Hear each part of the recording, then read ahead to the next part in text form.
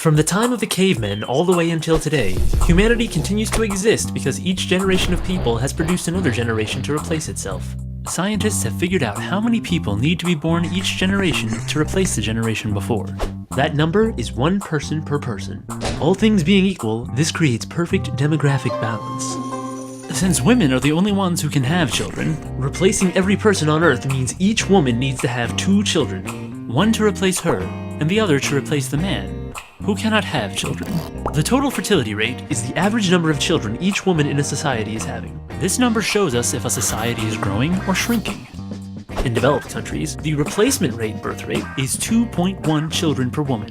This will keep the population stable, but even that is assuming that every woman has children, and that there are no wars, famines, or disease. In the real world, disasters happen all the time, and sadly not all children reach adulthood, especially in poor countries. This pushes their replacement rate up to 3.3 children per woman. Since not every woman wants to have children, in order to keep the population stable, some women need to have more than 2.1 children to balance the birth rate with the women who are only having 1, or no children at all. Maintaining this balance is of the utmost importance. If society does not at least replace itself every generation, human numbers begin to fall exponentially.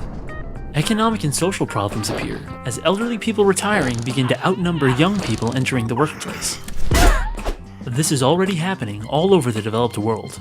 Many of the world's nations are only barely replacing themselves, while a growing majority have birth rates below replacement, some as low as 1.8 or even 1.2 babies per woman. Many societies are facing a very real danger: extinction.